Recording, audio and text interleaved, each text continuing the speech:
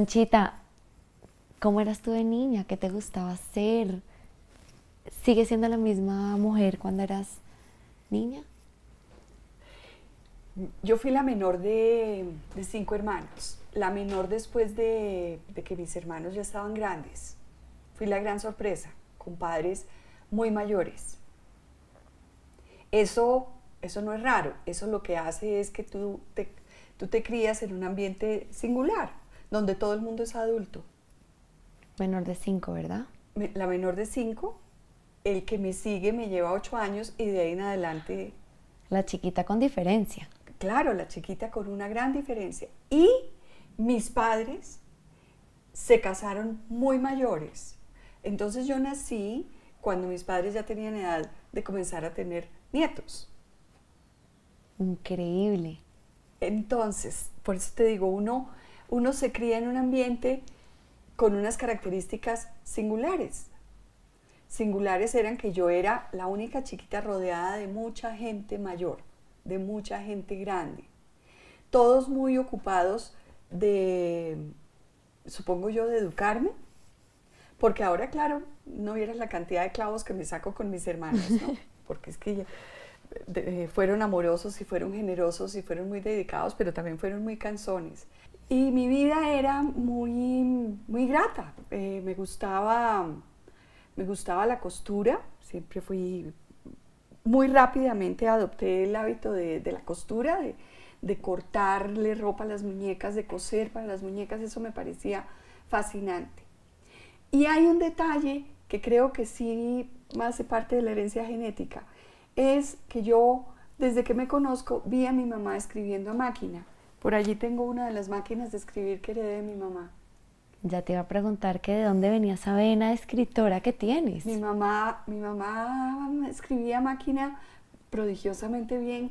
Ella no miraba el teclado. Mi mamá fue huérfana de padre desde muy niña, fue hija única y creció y rápidamente tuvo que salir a trabajar y mi mamá se ganaba la vida como secretaria. Estoy hablando de épocas, mi mamá se casó en el año 39, entonces pues estamos hablando de hace una buena cantidad de años. Mi mamá escribía a máquina, era una gran secretaria, ella dejó de trabajar cuando se casó con mi papá, pero en mi casa la máquina de escribir era un aparato Insignia. muy activo. Y yo me inventaba que yo escribía a máquina sin mirar el teclado. Y mi mamá me prestaba, no los tengo aquí, uno de los estuches de la máquina de escribir, que era un maletín de cuero, un maletín pesado, recio de cuero. Entonces yo me acuerdo que yo andaba por la casa con el maletín y yo decía, yo soy oficinista. Oficinista. Ay, divina. Hay que tener cuidado con lo que uno se sueña. Por ahí leí eso. Porque entonces yo me soñaba con que ser oficinista y escribir a máquina era lo más bonito que a mí me iba a pasar en la vida. Y de verdad trabajé de oficinista y escribiendo a máquina. Casi no logro salirme de ahí. Casi no logro salirme de ese universo. No lo puedo creer. Entonces, ¿es cierto el dicho que tenga cuidado con lo que sueña porque Sí. se le puede cumplir? Sí, sí. Porque cuando yo salí del colegio, como te decía, tenía estos hermanos muy mayores que ya estaban muy de novios, muy para organizarse la vida. Además, en un ambiente donde todo el mundo es ingeniero civil. En mi casa todo el mundo es ingeniero civil, de una u otra manera. O está casado con ingeniero civil, o mis hermanos ingenieros civiles. Bueno, cuando yo dije que yo quería estudiar lo que en ese momento se llamaba periodismo, hablo del año 70, mi papá, que ya era un hombre bastante mayor, se cogió la cabeza a dos manos y dijo, ay, mija, no, usted es una niña pobre, usted no tiene de quién heredar.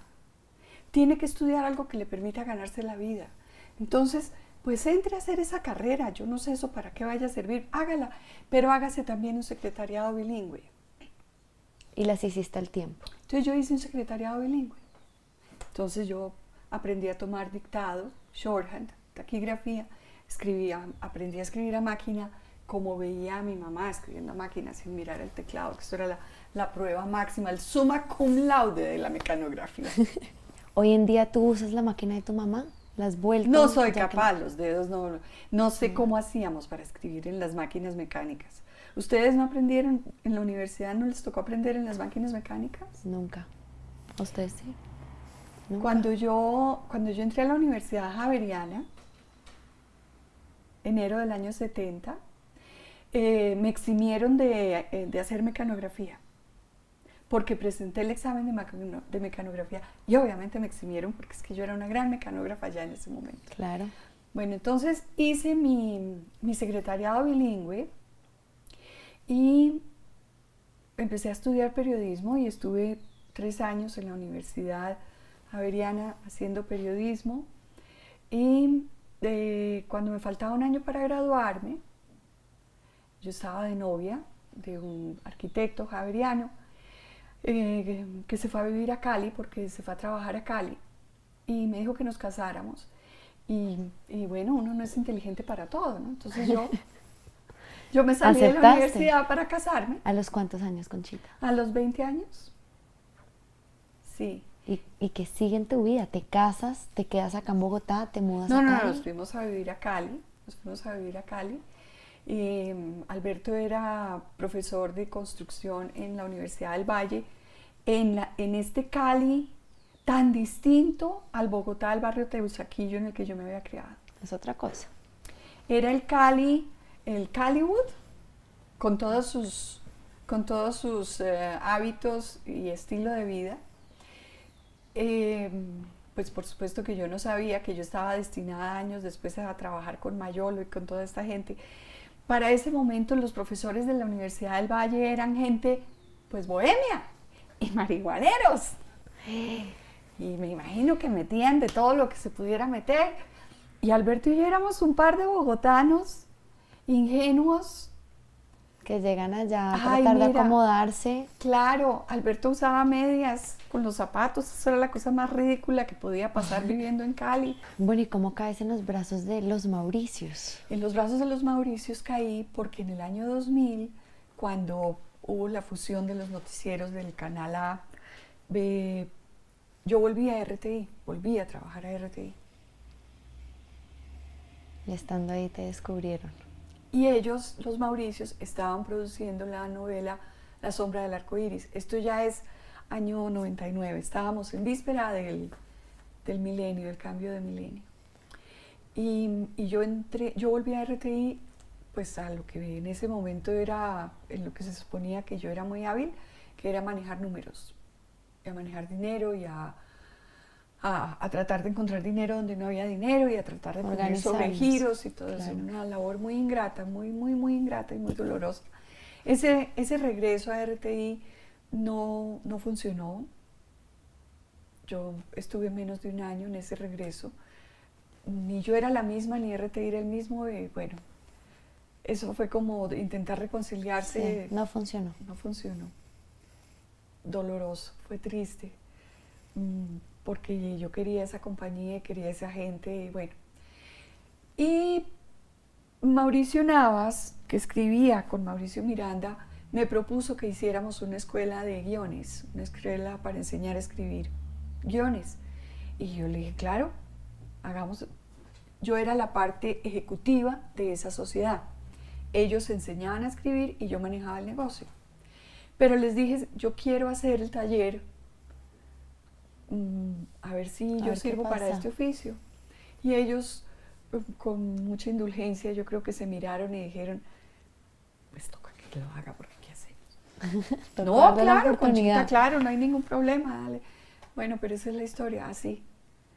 Ese fue el descubrimiento. Yo descubrí que servía para esto y ellos descubrieron que yo servía para este oficio. Conchita, y a partir de ese momento llevas un recorrido importante escribiendo. Llevo 15 años escribiendo. Mira qué montón de años. Esta es la prueba de que uno sí tiene tiempo para todo en la vida. Así es. Que de verdad nunca es tarde para punto soñar. De giro. Así es. Punto de giro. No volví a desayunos de trabajo, no volví a usar media velada, me pude quedar trabajando en mi casa, me pasaron cosas tan maravillosas. ¿Te cambió la vida? Me cambió por completo la vida. Y fue un punto de giro que pude dar, como te dije hace un rato, gracias al apoyo de mis hijos, que ya estaban grandes, que ya eran profesionales y que pues ya no dependían económicamente de mí. Yo ya no tenía que responder económicamente sino por mí misma. La gente sabe cómo es, digamos, lo que uno ve en la televisión. Uno prende, uno ve la novela, uno prende, uno ve los capítulos. ¿Cómo es la vida detrás de la escritora, de la que se sienta a escribirlo? ¿Cómo te inspiras? ¿Cuál es ese secreto detrás de la escritora? Esto que voy a decir ya se ha oído muchas veces, pero siempre valdrá la pena repetirlo. Escribir para televisión no es arte, es artesanía. Es artesanía. ¿Qué quiero decir? Yo considero que la literatura dentro de la escritura es el género. Es el género. Escribir para televisión es una destreza distinta para la que seguramente conviene mucho leer y saber escribir, pero tienes que saber otras destrezas.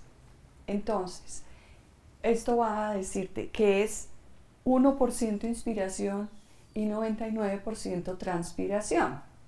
Okay. Hay que trabajar mucho, hay que pedalear mucho para escribir. Estas escrituras que tú haces a diario, porque Sí. todo el día estás trabajando, ¿qué te han dejado a ti de enseñanza como Conchita? Han sido un gran ejercicio para conocerme. ¿Qué has descubierto de ti que de pronto Mira, no sabías? me voy a hablar sin pudor. Todos tenemos el demonio adentro. Voy a ilustrar esto que estoy diciendo con un ejemplo. Mi yerno, el esposo de mi hija Catalina, vio Azúcar, donde hay gente sumamente mala. En Azúcar los malos son decididamente Muy malos. malos. Y entonces mi yerno dice que él procura portarse muy bien conmigo, porque ya sabe la capacidad de maldad que tengo. Le digo, sí, claro, a mí se me ocurren cosas horribles. A mí se me ocurren cosas horribles. Yo tengo el mal aquí adentro, claro, claro. Pero yo soy un ser humano que tiene principios, que tiene moral, que tiene ética. Claro. Entonces yo por eso no salgo a dar bala, ni soy traficante, ni se me ocurre cobrar venganza, ni... ¿Me explico? Claro. Eso. Pero tienes ahí ese escondido de personalidad. Pero ¿sabes qué? Descubrir que yo tengo por dentro toda la capacidad para la maldad, me ha hecho ver que tengo toda la capacidad para la bondad también, porque los personajes salen de aquí. Los pensamientos de los personajes salen de aquí. Entonces he aprendido mucho de mí misma. Me he reconciliado como mamá también. Muy chévere. Porque pues por mucho tiempo sentí que había sido una mamá pésima, que había abandonado a mis hijos, que no les dediqué todo el tiempo que tenía que haberles dedicado. Y me ha permitido reconciliarme como mamá, porque yo creo, hice la tarea a mi manera y me quedó muy bien hecha.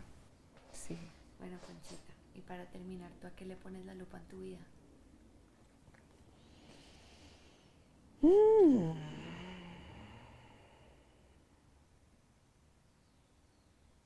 A diario me pregunto si lo estoy haciendo suficientemente bien, porque el juez más severo soy yo misma, ¿no? Vivir conmigo misma no es fácil. Cada mañana me levanto diciéndome, ¿qué? ¿Entonces se va a quedar en la cama? Y ahí está pensando que se van a escribir las escenas solas, todo, ¿ves? Un diálogo entre uno mismo. Sí. Entonces me pregunto si me estoy portando suficientemente bien, porque no sé si esto cierra el ciclo de que como me crié con adultos, siendo muy observada, tengo en el corazón todavía un poquito de Golden Retriever. Yo necesito estímulo permanente. Yo necesito que me digan, muy bien, lo hiciste muy bien. Good girl. Claro. Sí, qué pena, pero sí, así es. ¿Tú crees en ese dicho de que el peor enemigo de uno es uno mismo? Sí, estoy convencida. Eso no es un dicho, eso es real. Es verídico. Sí. ¿Y sabes por qué, no? ¿Por qué? Porque como adentro tienes toda la capacidad para obrar mal, puede ser tu peor enemigo o tu mejor aliado. Tú escoges. Tú escoges a cuál de las dos personas vas a invitar a ser el que de verdad protagonice tu vida.